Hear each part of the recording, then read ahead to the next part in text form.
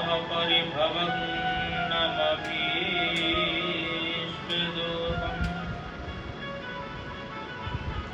तीर्थास्पदं शिविविरञ्चनुतं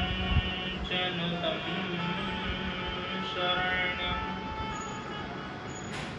भृत्यार्तेऽहं प्रणतपालभवाब्धिपोतम् वन्दे महापुरुष ते चरणारविन्दम्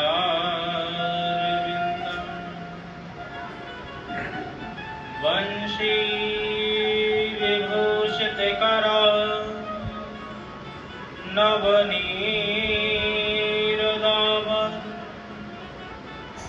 पीताम्बरः गरुडबिम्बफलाधरुष्टम् पूर्णेन्दुसुन्दरमुखं दरविन्दनेत्रं कृष्णात् परं किमपि तत्त्वमहं न जाने। नारायणं नमस्कृत्य नरं चैव नरोत्तमं देवीं सरस्वतीं व्यासं ततो जयमुदीरये। भक्ति भक्त भगवंत गुरु चतुर नाम बपु एक, इनके पग बंधन किए सुनासत विघ्न अनेक। सब द्वारन को छोड़ के आयो हो तेरे द्वार। हे यशोमति के लाडले जरा मेरी ओर निहार। आइए हनुमंत विराजिए, कथा कहूँ मत ही अनुसार। प्रेम भरी गादी धरूं शोभिराजिए पवने कुमार। शोभिराजिए पवने कुमार। बोले कृष्ण कन्हैया लाल की जय। श्री वृंदावन बिहारी लाल की जय। श्रीमद्भागवत महापुराण की जय। वेद व्यास जी महाराज की जय। राशेश्वरी श्री राधा रानी सरकार की जय। परम पूज्य प्रातः स्मरणीय स्वामी श्री गीतानंद जी महाराज की जय। परम पूज्य स्वामी श्री अवशेषानंद जी महाराज की जय। सभी संत महापुरुषों की जय। सभी भक्त जनों की जय।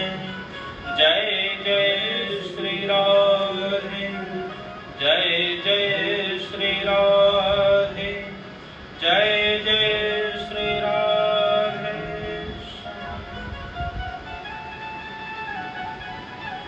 परम मंगल में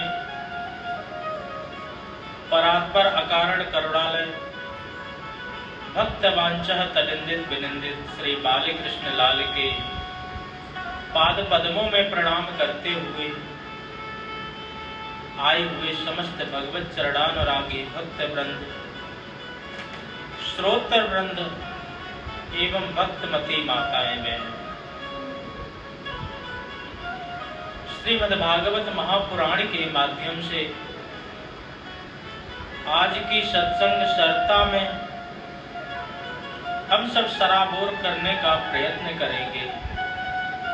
इसी में आज हम सब अवगाहन भी करेंगे, क्योंकि सत्संग श्रवण मात्र से जीव का कल्याण स्वतः ही हो जाता है। तो आइए प्रसंग पर आते हैं। तो किस प्रकार से भगवान ने कल काली देह पर इतनी कृपा की कि कालिया नाग को जीवित छोड़ दिया, और जीवित छोड़ने के साथ साथ समस्त लोगों को एक ये भी संदेश दे दिया कि यदि तुम यहीं पर रह करके हमारे वातावरण को दूषित करोगे तो फिर तुम्हें दंड अवश्य किसी न किसी रूप में मिलेगा। इसलिए परंतु भगवान ने उनके प्राण नहीं लिए, और काली नाग ने भगवान से जब माफी मांगने के लिए उनकी पत्नियों ने कहा, तो उसने कहा क्यों माफी मांगू, मेरी क्या गलती है। कहा कि भगवान ने कहा, अरे दुष्ट, तूने समस्त जल को दूषित कर रखा है अपने विषैले विष से। ये जल इतना दूषित हो गया कि गाय जब इस जल को पान करती हैं तो मरणासन्न हो जाती हैं। तो आज काली कहता है कि प्रभु मेरे साथ पूरी तरह न्याय करना, मुझे एक बात बताना, न्यायो हि दंडः कृते किल विशेषमिन् तवावतार खलने ग्रहाय रिपुसुतानामपि तुल्यदृष्टे धत्सेदमं फलमेवानुशंसाम्। मुझे बताने का कष्ट करें कि हमारे अंदर जो ये दुर्गुण दुराचार जो भी है, मैं इनको मानता हूं, परंतु सबसे पहले आप ये बताएं कि सृष्टि का निर्माण किसने किया। बोले सृष्टि तो मैंने ही बनाई है। सृष्टि में गुण और दोष ये किसने उत्पन्न किए। भगवान ने कहा ये भी मैंने ही किए हैं। हम सांपों के अंदर जहर किसने डाला। भगवान ने कहा ये भी हमने ही डाला। तो तेरा तुझको अर्पण क्या लागे मेरा, इसमें मेरी क्या गलती है। अरे महाराज, समुद्र मंथन से अमृत भी निकला था, अगर आप विष की जगह 2 बूंद अमृत की डाल देते तो जगह जगह हमारी भी पूजा होती, हम भी लोगों के घर में पाले पोसे जाते। अरे हम किसी को बिना नुकसान पहुंचाए अगर निकलना भी चाहें तभी भी लोग मुझे लाठी डंडे से कुचल देते हैं, और मेरे फन को कुचल करके कई बार मुझे मरणासन्न बना देते हैं, कई बार तो मेरे प्राण ही हरण कर लेते हैं। तो जब ये सब गलती आपकी है तो मैं किस बात की माफी मांगू। वयम खला सहोत्पत्त्यां तामसा दीर्घमान्यवः स्वभावो दुष्जतो नाथो लोकानां यद सद्ग्रह। स्वभावो दुस्त्यजो नाथ, ये तो मेरा स्वभाव है विष वमन करना। भगवान ने कहा कि ठीक है, अगर मैंने तुमको विष दिया है तो तुम्हारे लिए एक अलग जगह भी बनाई है। हमने तुमको रमणक द्वीप नाम का एक स्थान दे दिया, वहां जाकर के तुम जितना चाहो उतना विष वमन करो, हमें कोई परेशानी नहीं।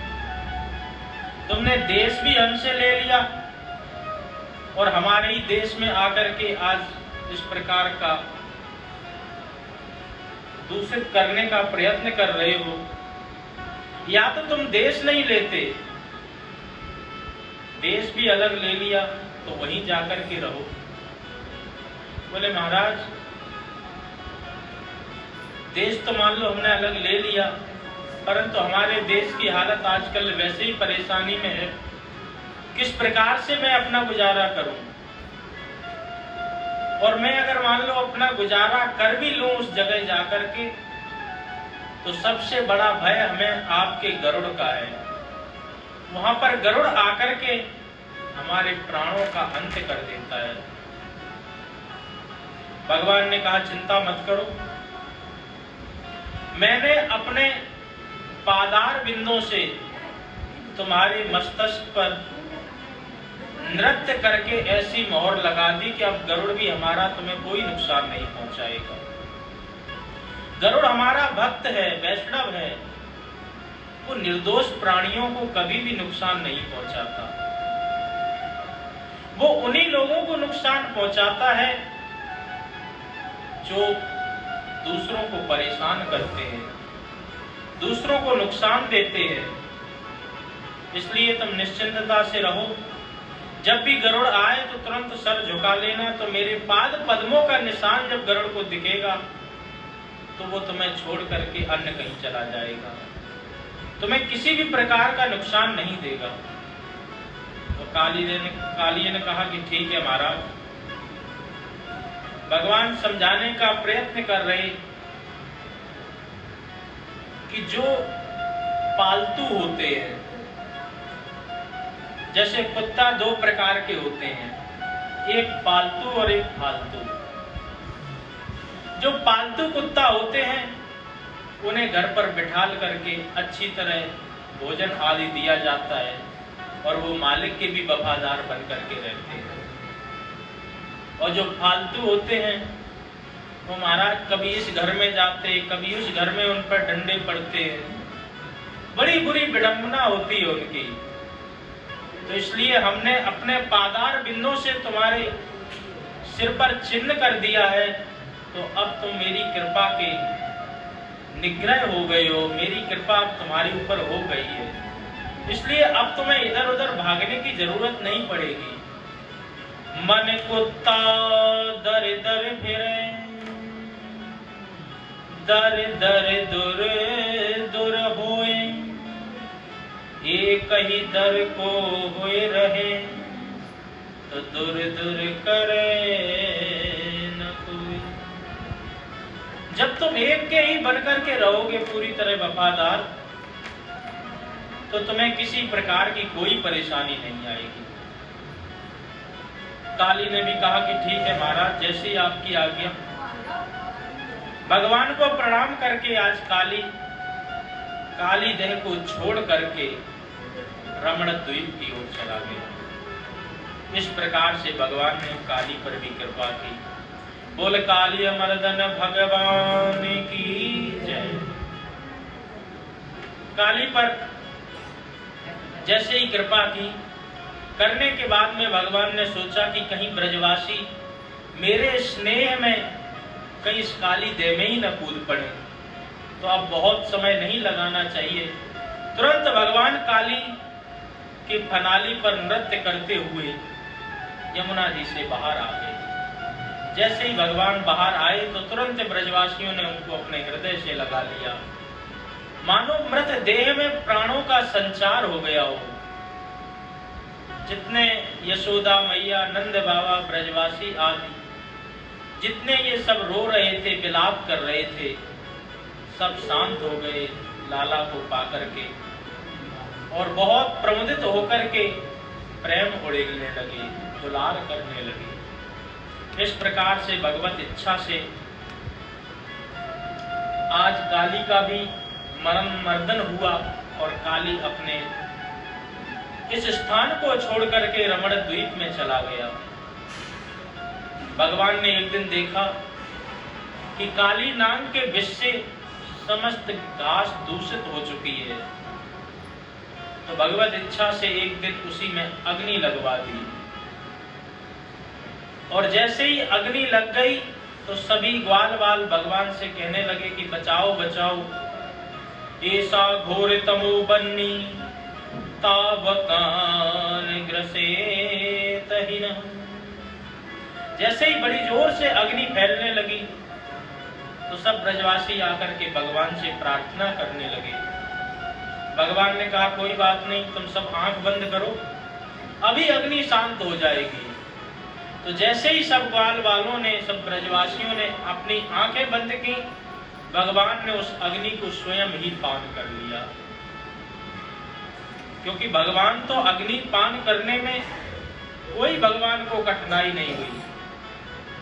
भगवान के मुखार बिंद से अग्नि प्रकट होती है। वेद भगवान कहते हैं चंद्रमा मनसो जातश्चक्षो सूर्यो अजायतः श्रोत्रः द्वायश्च प्राणश्च मुखादग्नि रजायतः। उनके मुख से अग्नि प्रकट हो सकती है, तो उस अग्नि को पान क्यों नहीं कर सकते? ऐसे भगवान ने आज अग्नि पान करके सभी ब्रजवासियों को अपनी कृपा से बचाया। और बचाने के बाद में सुखदेव जी कहते हैं कि धीरे धीरे और समय बीतता गया, वर्षा काल आई।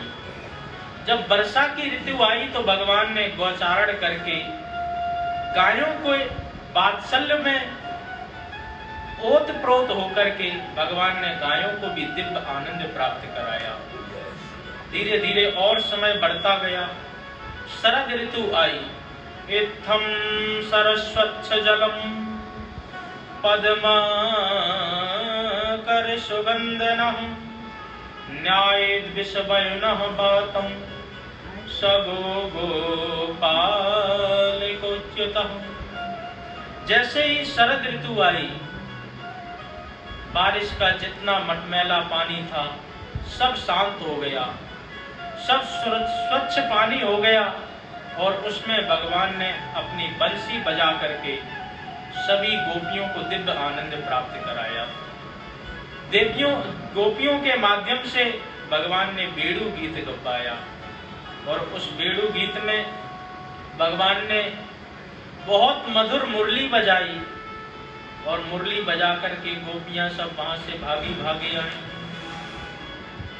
बरहा वीणम नटवर वपुः कर्णयोर कर्णकारम बिभ्रदवासः कनक कपसम वैजयन्तीं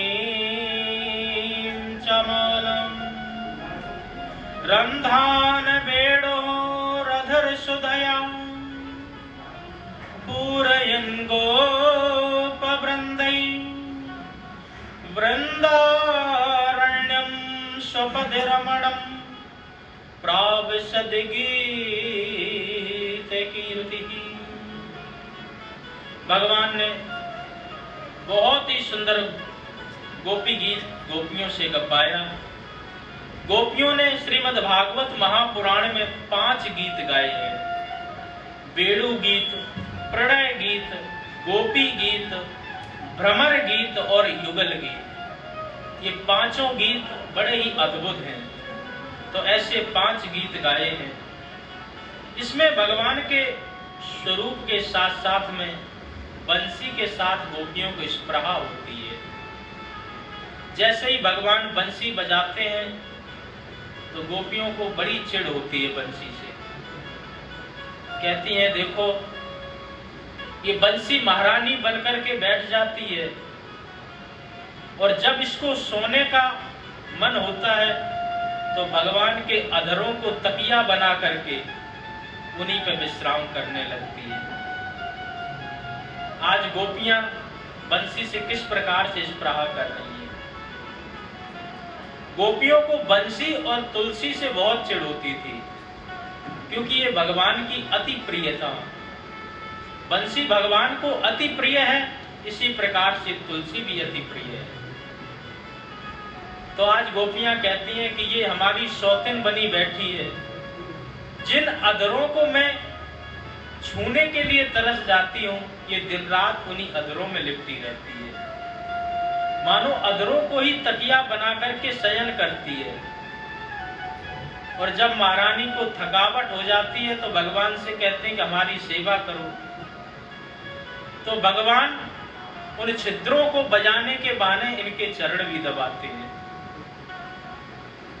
तो गोपियां बंसी की तान सुन करके जैसे ही भगवान की तरफ धीरे धीरे आई और पूछती है कि भगवान कहाँ हैं, तो तुलसी का पौधा भी हिलते हुए दिखता है। कहते हैं एक सौतेन हमारी भगवान को परेशान करती रहती है और दूसरी यहाँ खड़े होकर के मैं जब भगवान का पता पूछ रही तो अपना सिर हिला करके बताती कि मैं नहीं बताऊंगी। तो इस प्रकार से गोपी गीत के माध्यम से सभी गोपियों ने बंसी को बहुत बुरा भला कहा। फिर सोचने लगे बंसी भगवान की अति प्रिय है, अगर बंसी ने भगवान से शिकायत कर दी तो कहीं बुरा ना मान जाए। तो गोपियों बंसी की प्रशंसा भी करने लगी। बरहा बीणम नटवर बपु, भगवान का स्वरूप कैसा है? बोले नटवर बपु, जो नट होते हैं नृत्य कला में बड़े ही निपुण होते हैं। भगवान तो नटों के भी राजा हैं, नटराज हैं। आपने अनेक नटों को देखा होगा कि कोई रस्सी पर चल करके अपना कर्तव्य दिखाता, कोई किसी प्रकार से कलाबाजी करके कर्तव्य दिखाता, परंतु आज तक आपने किसी भी नट को सांप के ऊपर नृत्य करते हुए नहीं देखा होगा। तो हमारे प्रभु तो सांप के ऊपर, नाग के ऊपर भी नृत्य करके नटवर नाम इन्होंने धारण किया। इस प्रकार से इनका वेश है। कर्णयोर कर्णकारम, कानों में बहुत ही सुंदर सुंदर फूलों को आज लगा रखा है। बेला चमेली के फूलों को कान के बगल से ही लटका रखा है। तो आज गोपियां उनके स्वरूप को देख करके बड़ी ही मनोहर हो रही हैं। विप्रदवासः कनक कपसं वैजयन्ती माला, वैजयंती की माला भगवान के गले में सुशोभित हो रही है और पीला पीतांबर पटका जो है, इस प्रकार से आकाश से जैसे ही बिजली चमकती है तो उस पटके पर जैसे ही बिजली कूदती है तो ऐसे लगता है मानो बिजली और भगवान का स्वरूप एक हो गया हो। इस रूप को देख करके गोपियां और ही आनंद को प्राप्त करती हैं और ही धीरे धीरे आनंदित हो रही हैं। इस प्रकार से गोपियों ने इस बेड़ू गीत को गाया और बंसी की बड़ी आलोचना की, बाद में प्रशंसा भी की। वास्तव में ये बंसी है क्या?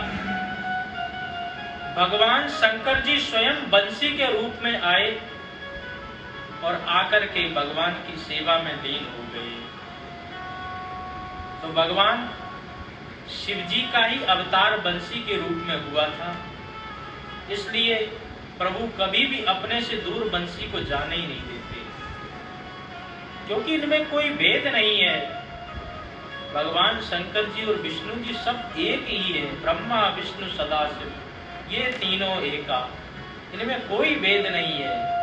ये कहीं भी रहते हैं तो त्रिगुण निराकार होकर के तीन सुनने में कहने में अलग अलग हैं, वास्तव में तो एक ही है। एको सद विप्रा बहुधा वदंती, उसी एक परम तत्व को लोग अनेकानेक नामों से जानते हैं। तो इसी प्रकार से हमारे कहने सुनने में भले ही अलग हो, वास्तव में किसी प्रकार का कोई भेद नहीं है। तो ऐसे भगवान रुद्र आज बंसी के रूप में आकर के भगवान श्री कृष्ण के सदा सर्वदा साथ में रहते हैं।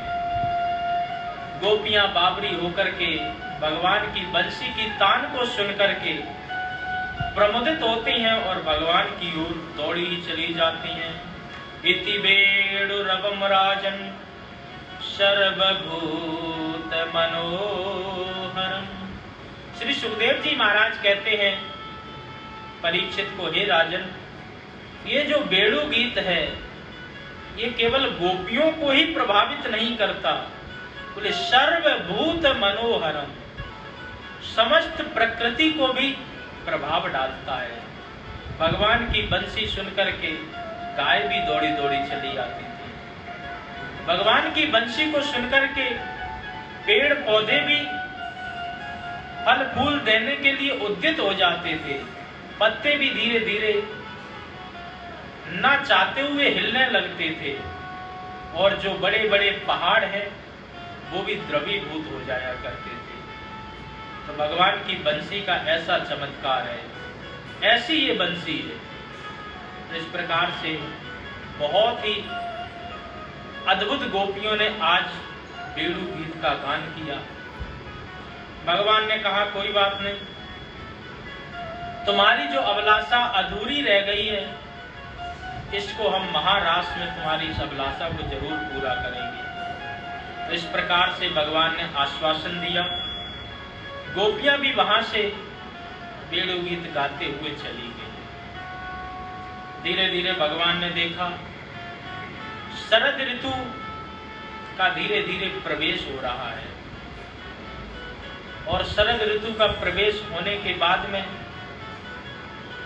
जैसे ही हेमंत ऋतु का आगमन हुआ तो सभी गोपी, जितनी भी गोपियां थीं, भगवान को पति रूप में पाने के लिए सुबह ही 4 बजे यमुना जी में स्नान करने चली जाती हैं, और स्नान करके कात्यायनी माता की पूजा करती हैं।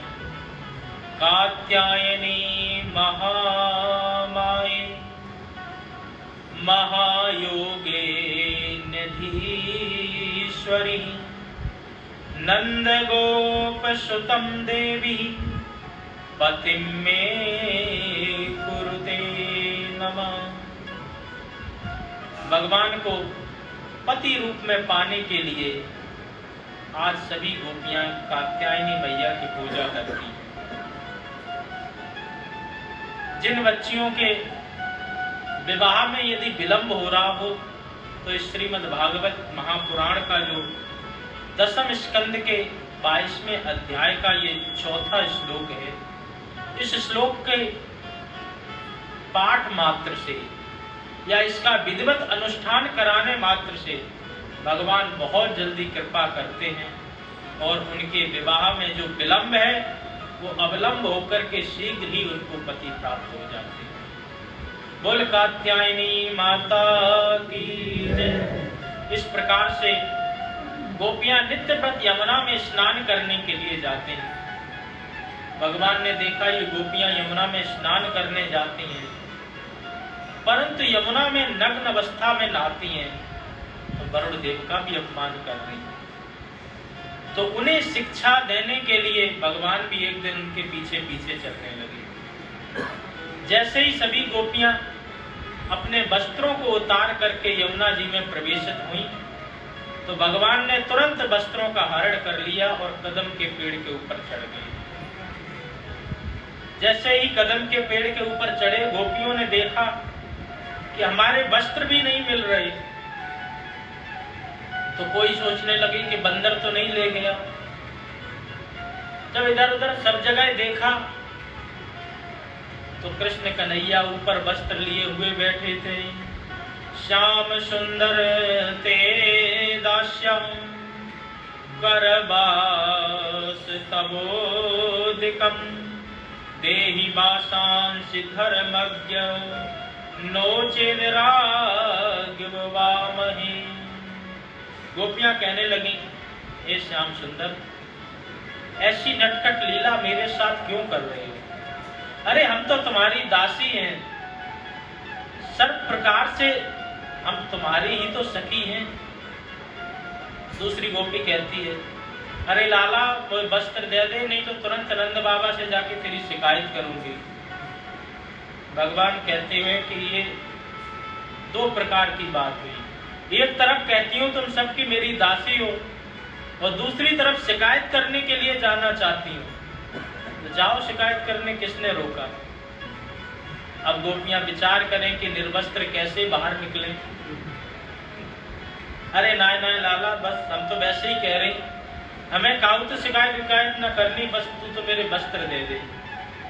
भगवान ने अच्छी तरह शिक्षा दी कि देवियों, जल में वरुण भगवान का वास होता है और नग्न अवस्था में नहाने से वरुण देव का आप अपमान कर रही हैं। इसलिए यदि तुम सौगंध खाओ कि आगे से कभी भी नग्न अवस्था में नहीं नहाओगी तो हम तुम्हारे वस्त्र वापस करेंगे। सभी गोपियों ने वही किया जो भगवान की इच्छा थी। तो भगवान ने उनके चीरहरण के माध्यम से इस प्रकार की शिक्षा देते हुए आज चीरहरण लीला का भी समायोजन किया। इस प्रकार से भगवान ने चीर भी चुराए। भगवान की लीलाएं बड़ी अद्भुत हैं। कभी चीर चुराने के लिए चले जाते हैं तो कभी चीर बढ़ाने के लिए चले जाते हैं।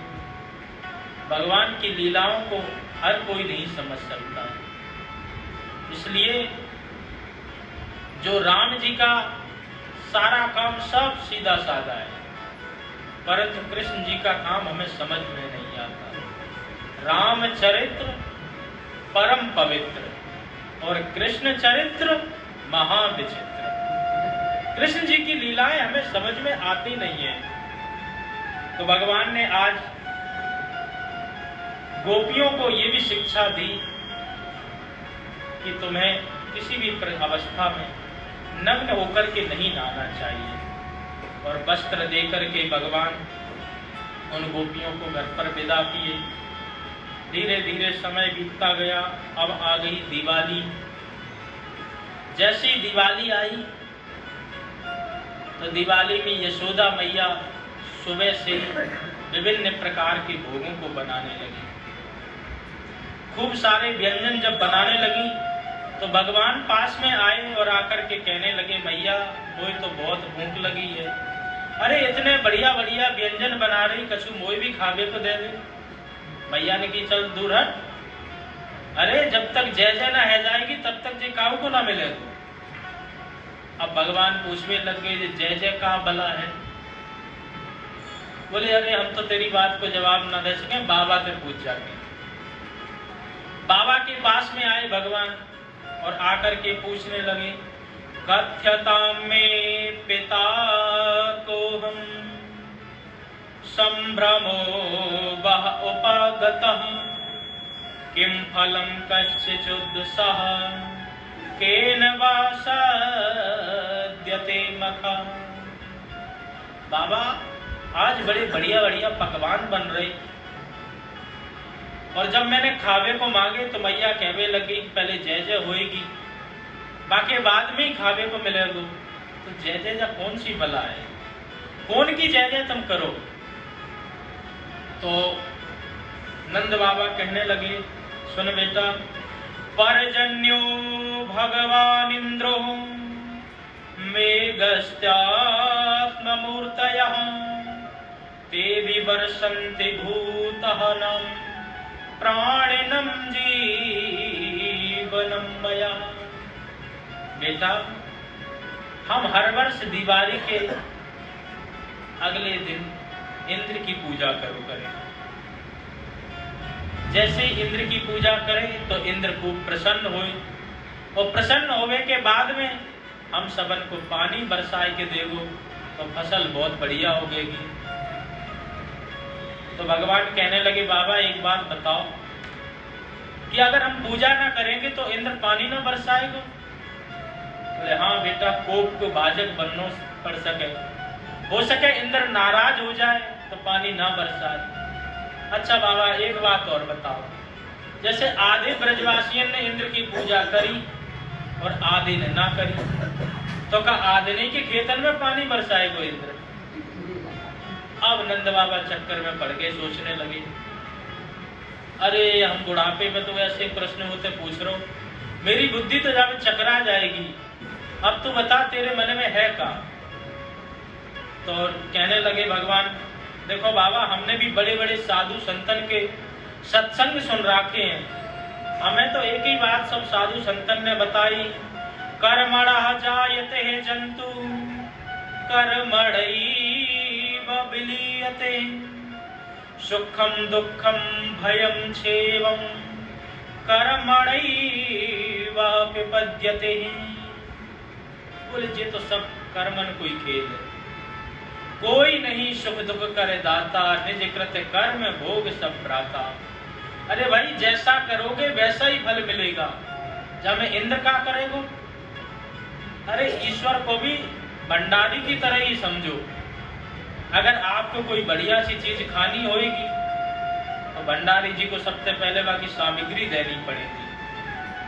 और जाही प्रकार से अगर तुम्हें कोई बढ़िया से फल पाने हैं तो बढ़िया बढ़िया कर्म करने पड़ेंगे। सब कर्मों का ही खेल है, जैसा जो कर्म करता है उसी प्रकार से उसको फल मिलता है। बोए पेड़ बबूल के आम कहां से होए, अरे जैसा बोगे वैसा ही काटने को मिलेगा। अरे लाला जी तो सब ठीक है, बस तेरे मन में है का तू पहले जा बता। अरे मैं तो बस यही चाह रहा हूं कि एक सालन तक तुम इंद्र की पूजा करते रहे, जा बार मेरे कहवे ते मेरे भगवान की पूजा करूं। तेरो भगवान कहाँ है? अरे मेरो भगवान जा 7 कोष को जो पर्वत दिख रहा यही मेरो गोवर्धन भगवान है। और एक बार मेरे कहवे से पूजा करो, ठीक ना लगे तो बाद में मत करियो। अच्छा बता लाला तेरे भगवान के पूजा में सामग्री का लगे? अरे बाबा मेरे भगवान के पूजा में कोई सामग्री ना लगे, बस खावे को खूब चकाचक चाहिए। बोले कोई बात नहीं, खावे की तो कोई परेशानी नहीं। तो सर्व समर्थ सबकी बात मान करके आज नंद बाबा ने पूरे गांव में ढिढोरा दे दिया कि भैया बढ़िया से बढ़िया बढ़िया पदार्थ बनाओ और कन्हैया के कहवे थे आज हम गोवर्धन की पूजा करेंगे। तो सब ग्वाल वालन के घर में कढ़ाई चढ़वे लग गई, विविध प्रकार के व्यंजन बने, पूड़ी कचौड़ी पकौड़ी मंगोड़ी रसगुल्ला रसमलाई जलेबी कलाकंद बर्फी आदि अनेक प्रकार के व्यंजन जैसे ही बने और बना करके सब थाली में भर भर करके सारे ब्रजवासी आज गोवर्धन की तलेटी में पहुंच गए। जैसे ही गोवर्धन की तलेटी में पहुंचे कहने लगे कि भैया तेरो देवता कहाँ है? कछु दिख तो रहो ही ना। अरे बाबा जे 7 कोष को पर्वत जो है यही मेरो देवता है, अब जाके पूजा कैसे करी जाए? बोले सबसे पहले जाको स्नान कराओ। अब पानी भर भर के लाने लगे, हजारन कलशा पटक दिए और पटक करके सब थक के बैठ गए। अरे भैया हजारन कलशा तो पटक दिए, तेरे देवता की मूछो गिरी ना भाई। अरे कोई जिस सालिग्राम ना है कि छोटी सी बटरिया एक कटोरिया में दुबदा करके सब बैठ जाएगी। अरे हम तो ऐसे तेरे देवता की पूजा ना कर सकें। अरे परेशान क्यों होते हो भाई, हम देवता से अभी प्रार्थना कर रहे हैं, तुम सब भी मिलके प्रार्थना करो। अगर मेरो देवता चाहेगो तो यहीं पानी की व्यवस्था कर देगो। सबने मिलकर के प्रार्थना की। जैसे ही प्रार्थना की तो भगवान ने अपने मन से मानसी गंगा का आह्वान किया तो गोवर्धन की तलेटी में मानसी गंगा प्रकट हो गई। बोल मानसी गंगा की जय। जैसे ही मानसी गंगा प्रकट हुई और सब ब्रजवासियों ने अच्छी तरह वहीं से जल भर भर के आज नहलाया। गोवर्धन पर्वत को नहलाने के बाद में तो बोले अब का जो कछु घर से लाए हो मिठाई मलाई सब मेरे को देवता देव। जितना व्यंजन आया था तो सारा पदार्थ वहीं पर रख दिया गया। रखने के बाद में नंद बाबा कहने लगे कि चलो ब्रजवासी एक बढ़िया सी पर्दा लेके आओ और देवता को भोग लगेगो। अरे बाबा तेरो देवता पर्दा में खातो होएगो, अरे मेरो देवता तो चोरे में ही खाए। बस आंखें बंद करके भोग लगाने की कोशिश करो तो मेरो देवता तुरंत यहाँ पे भोग लगाने आ जाएगा। जैसे ही ब्रजवासियों ने आंखें बंद की और गोवर्धन भगवान का भोग लगाने के लिए जैसे ही आह्वान किया तो भगवान तुरंत चतुर्भुज रूप धारण करके गोवर्धन भगवान बन करके आज उसी तलेटी में उसी पर्वत पर विराजमान हो गए। बोल गोवर्धन नाथ की जय, गोवर्धन बन करके वहीं पर बैठ गए और कहने लगे, लाओ ब्रजवासी भोग। सब ब्रजवासियों ने भोग दियो और भगवान खावे लग गए। सारे ब्रजवासी देख करके हक्के बक्के रह गए। अरे हम इंद्र की पूजा करते करते दाढ़ी सफेद रह गई मेरी, बस आज के ने कबू मुझे सूरत न दिखाई, और तेरो देवता तो आज पहली बार में ही आ गए। तब तक ग्वाल बाल बोलवे लग गए कि कन्हैया तेरो देवता इतनो भूखो है कि सारी थाली साफ कर तो ही जा रहा, हमें वो कछु खावे को मिलोगे हो कि ना है? अरे चिंता मत करो, हमारो देवता सबन ने खावे को दे दो। चलो फिर तो जैसे ही भगवान का भोग लगा, भोग लगाने के बाद में जो प्रसाद बचा वो सब लोगों में वितरित होने लगा। तो इस प्रकार से भगवान ने बहुत विधिवत स्वयं भगवान बन करके और दूसरा रूप पुजारी बन करके आज अपनी ही ब्रजवासियों से पूजा कराई। बोले और क्या करने पड़े हो? बोले बस हमारे इस गोवर्धन पर्वत की परिक्रमा और करनी पड़ेगी, जितनी परिक्रमा करोगे उतना ही हमारा देवता अति प्रसन्न हो। तो आज भी लोग मन्नतों को मान करके गोवर्धन की परिक्रमा लगाते हैं, तो भगवान की कृपा से उनकी मन्नतें पूरी हो जाती हैं। आज भी गोवर्धन पर्वत में ये चमत्कार है। तो इस प्रकार से भगवान ने गोवर्धन पर्वत की पूजा कराई और करा करके सब ग्वाल बाल ब्रजवासी अपने अपने घर में पहुंच गए। जैसे ही घर में पहुंचे, उधर इंद्र ने विचार किया कि दिवाली निकल गई, प्रतिपदा निकल गई और द्वितीया भी आज निकलने ही वाली है। ब्रज से, गोवर्धन से, वृंदावन से, इधर से हमारा भोग पूजा तो कुछ आ ही नहीं। जाओ पता लगाओ जाकर के क्या हो रहा है। जैसे ही दूत पता लगाने के लिए आए, देखा तो यहाँ पर गोवर्धन भगवान की पूजा चल रही है। तो लौट करके जब इंद्र के पास गए और जाकर के कहा कि महाराज आपका तो वहां से पत्ता साफ हो गया। एक कृष्ण के कहने पर सभी ब्रजवासियों ने गोवर्धन नाथ की पूजा की, आपकी अब कोई पूजा नहीं करेगा। इंद्र कुपित हो गया। कुपित होकर के भगवान को गालियां देने लगा। वाचालम बाल संस्तब्धम मग्यम पंडितमानिनम कृष्णामर्तमुपहश्रुत्य गोपा में चक्रप्रियम।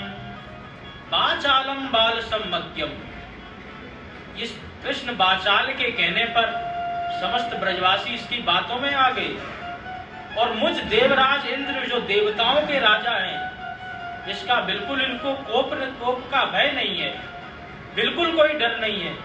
आज मेरी पूजा छोड़ करके उसके कहने पर गोवर्धन की पूजा करने लगे। अब मैं आकर के इसको जरूर इनको मजा चखाएंगे। तो इस प्रकार से आज गोवर्धन तलेटी में इंद्र ने आदेश दिया। आदेश देकर के कहने लगे कि जाओ, सभी सामर्थक मेघों को आदेश दिया, जाकर के उमड़ घुमड़ करके आज सारे गोवर्धन को पूरे पानी में डुबो दो और डुबो करके किसी भी प्रकार से कोई ब्रजवासी बचना नहीं चाहिए। इन सभी को दंड दो, इन्होंने आज हमारी अवज्ञा की है, हमारी पूजा नहीं की। जब इस प्रकार से बड़े बड़े सामर्थक मेघ आए और उमड़ घुमड़ करके जैसे ही पानी बरसाने लगे, तो सभी ग्वाल बाल दौड़े दौड़े कृष्ण जी के पास आए। कृष्ण कृष्ण महाभागम त्वन्नाथं गोकुलं प्रभु त्रातुमर्हसि देवानां उपताद भक्त वत्सला। हे प्रभु, इस मेघ मंडल से जो इतना मूसलाधार बारिश हो रही है, इससे मेरी रक्षा करो। आप ही मेरे गोकुल के नाथ हैं, आप ही कुछ कृपा करें और कृपा करके हम सबके प्राणों को बचाएं। तो इस प्रकार से जब प्रार्थना की तो भगवान भी सोचने लगे कि जो भी मेरी शरण में आता है उनको अभय दान देना, ये मेरा परम कर्तव्य है। तस्मात् शरणं गोष्ठं मन्नाथं मत्परिग्रहं गोपायेष्वत्मायोगेन सोऽहं मे व्रत आहितः। ये मेरा व्रत है, जो मेरी शरणापन्न हो जाता है मुझे उसकी रक्षा करनी ही पड़ती है। जो मेरे तरफ एक पग बढ़ाता है तो मैं उसकी तरफ 60 पग दौड़ा हुआ चला जाता हूं।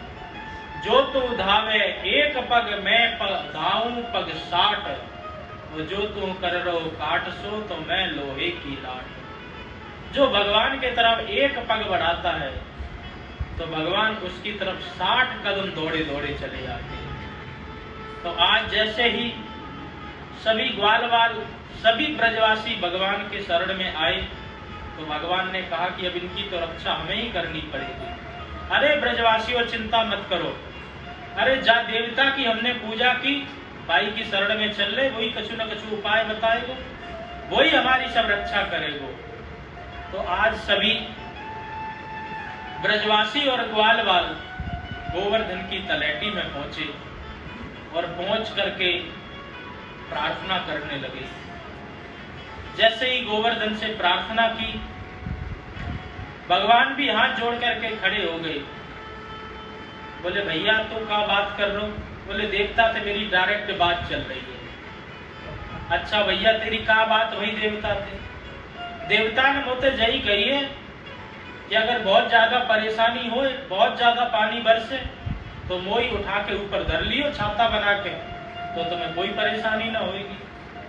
चौरेदारी के इतनो 7 कोस को बड़ो पर्वत, ये हम सबन पे उठ जाएगो। अरे जब देवता ने कहिए तो उठ ही जाएगो, चलो प्रयास करके देखें।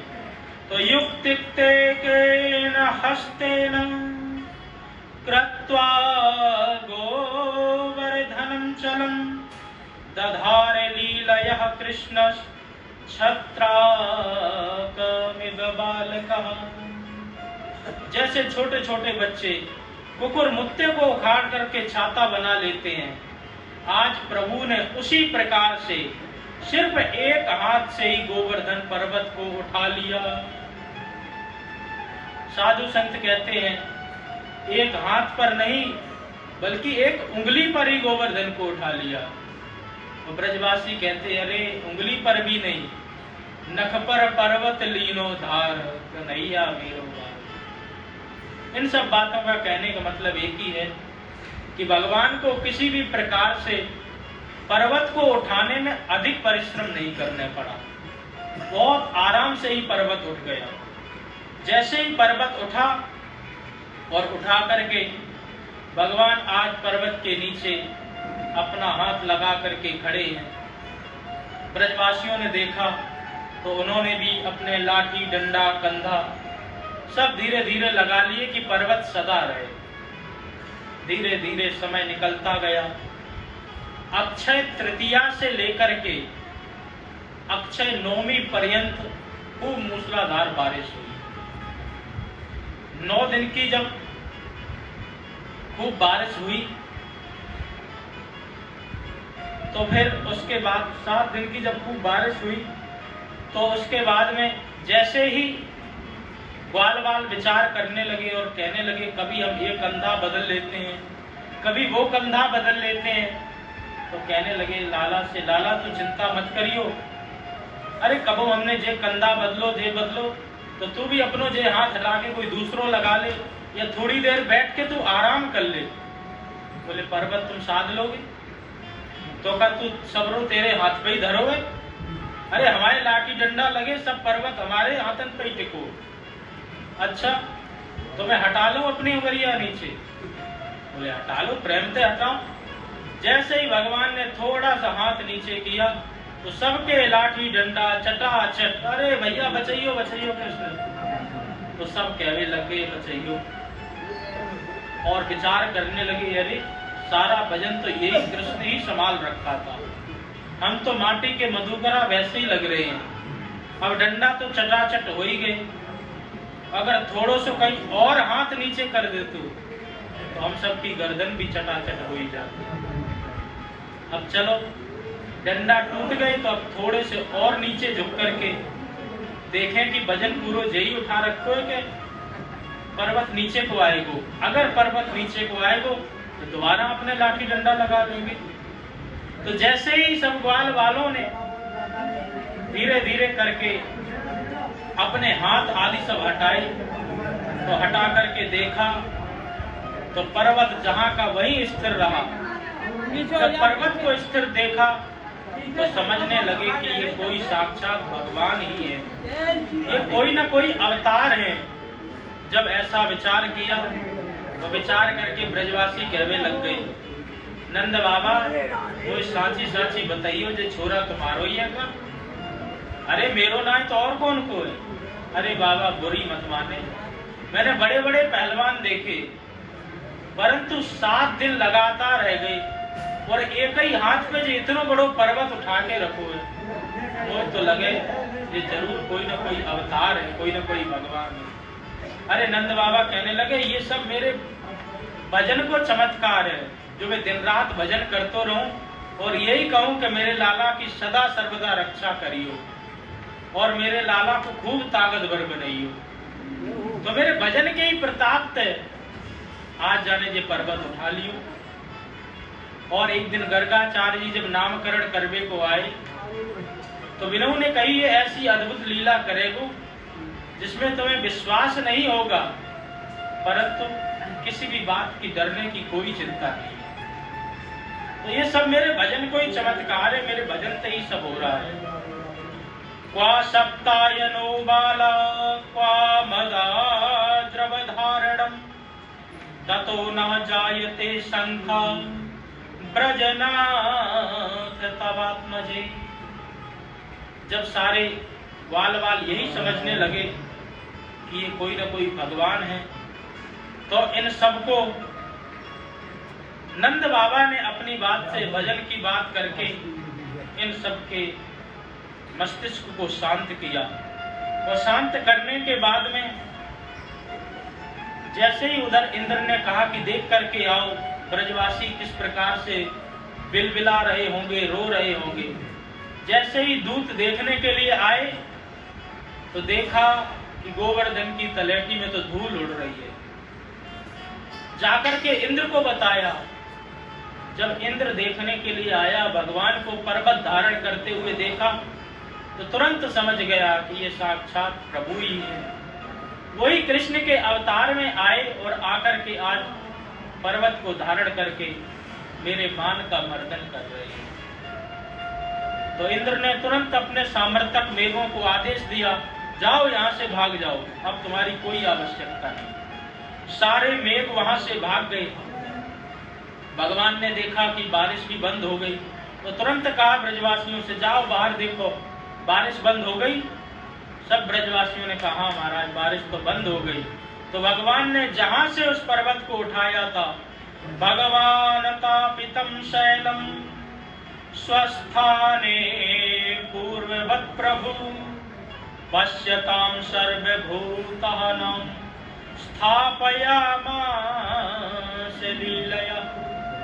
जहां से पर्वत को उठाया था वहीं स्वस्थाने पूर्ववत् प्रभु, पूर्व की तरह वहीं पर रख दिया और रख करके सब बाहर आ गए।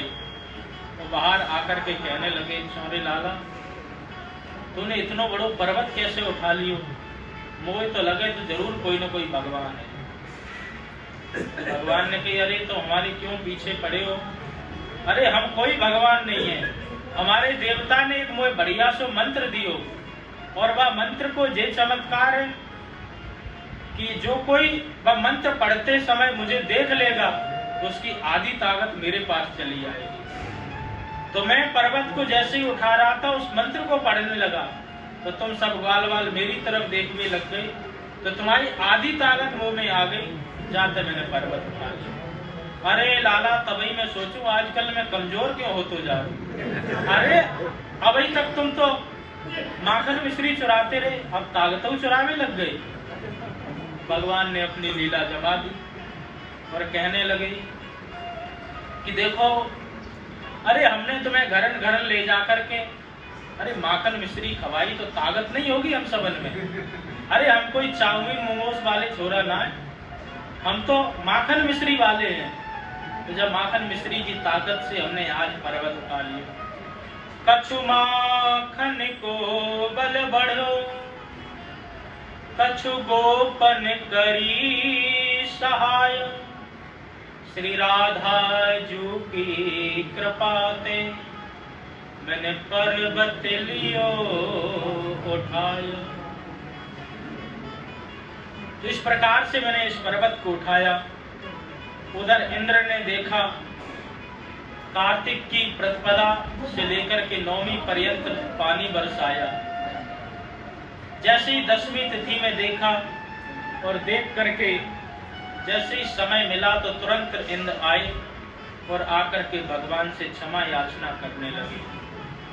विशुद्ध सत्वम तब धाम शांतम तपोमयं ध्वस्तरजस्तमस्तकं मायामयोऽयं गुणसम्प्रभावो न वेद्यते ते ग्रहणानुबन्धा। हे प्रभु, आप परम विशुद्ध हैं, आपकी सत्ता को हर कोई नहीं समझ सकता है। हम जैसे छोटे छोटे देवता मान को पाकर के अभिमानी बन जाते हैं और आप हमारे मान के मर्दन को करने के लिए विविध अवतारों में लीलाएं करते हैं और हमारा मान भी मर्दन करते हैं। तमोगुण, रजोगुण और सतोगुण आदि आपको स्पर्श भी नहीं कर सकते हैं, ऐसे आप परम विशुद्ध हैं। तो आज मुझ पर भी कृपा करो और मेरी बुद्धि को ऐसा वरदान दो कि मेरी बुद्धि दोबारा किसी भी प्रकार से दूषित न हो। जब इस प्रकार से भगवान ने जब इंद्र ने प्रार्थना की और समझ गए कि भगवान किसी न किसी रूप में मेरा अपमान ही तोड़ने जा रहे हैं, तो अंत में भगवान ने कहा कि कोई बात नहीं, तुम जाओ आराम से और ध्यान रखना तुम्हारे अंदर जो इस प्रकार का अभिमान आया दोबारा नहीं आना चाहिए, क्योंकि इंद्र आदि जितने देवताओं ये सब मैं ही हूँ। अहम इंद्रो हि देवानां त्वं वां इंद्रतां गता गोविंद इति लोके त्वं गास्यन्ति भुवि मानवः। मुझे मानव के रूप में देख करके तुम अपने अभिमान को मत बढ़ाओ। अरे मेरी कृपा से ही इंद्र आते हैं और इंद्र बदलते हैं, इसलिए जितने भी देवी देवता हैं सब मुझ में ही समाहित हैं, ये तुम अच्छी तरह जान चुके हो। तो जाओ, अब तुम्हें कोई परेशानी नहीं, तुम जाकर के अपने इंद्र लोक को संभालो। भगवान का कामधेनु गाय से दिव्य अभिषेक किया और गोविंद नाम देकर के आज इंद्र वहां से प्रस्थान कर गए। तो गोविंद नाम इंद्र ने ही भगवान को दिया। इस प्रकार से भगवान ने बड़े बड़े देवताओं का मान मर्दन भी किया। एक बार भगवान यक्ष के रूप में आए तो देखा कि इंद्र अपनी सभा में लीन था और बड़े यक्ष के रूप में आकर के बाहर इंद्रलोक पर खड़े हो गए। द्वारपालों से कहा कि अपने राजा को आदेश दो कि द्वार पर कोई आया है। तो इंद्र के पास जैसे ही संदेश पहुंचा तो इंद्र ने सबसे पहले अग्निदेव को भेजा। बोले कि जाओ, जाकर के पता करो। इंद्र आए और इंद्र ने लंबा चौड़ा अपना परिचय दिया कि मैं तो अग्निदेव आए। अग्निदेव ने लंबा चौड़ा परिचय दिया कि मैं अग्निदेव हूं, समस्त सृष्टि में मेरे द्वारा ही ताप जाता है। अच्छा, भगवान ने कहा अच्छा जरा हमें बताओ किस प्रकार से जाता है। तो एक छोटा सा तिनका उठा करके भगवान ने रख दिया कि जरा हमको नमूना तो करके दिखाओ कि तुम किस प्रकार से जलाते हो। इंद्र अग्निदेव ने अपना पूरा जोर लगा दिया, वो तिनका जलने की बात तो दूर, झुलसा तक नहीं। इंद्र वो अग्निदेव तो हाथ जोड़ करके वापस चले गए। तुरंत वरुण देव को भेजा। वरुण देव ने भी आकर के बड़ा लंबा चौड़ा भाषण दिया कि सारी सृष्टि में पानी मेरी कृपा से ही आता है। भगवान ने कहा बरसा के दिखाओ कैसे। पूरा जोर लगाया, एक बूंद भी नहीं बरसा पाई। इसी प्रकार वायुदेव आए, वायुदेव से भी वो तिनका नहीं हिला। तो बाद में स्वयं इंद्र आए और इंद्र ने क्षमा मांगी। इस प्रकार से प्रभु ने अनेकानेक देवताओं के मान का मर्दन किया और उन्हें ज्ञान भी दिया और अच्छी तरह समझाया कि तुम सबके अंदर जो ये शक्ति का संचार हो रहा है, ये सिर्फ मेरी कृपा से ही हो रहा है। इतना सुंदर बल्ब जल रहा है, इसको अवमान आ जाए कि हमारे द्वारा देखो कितनी रोशनी हो रही, और कहीं वहां पर बिजली चली जाए तो क्या इसमें रोशनी रह जाएगी?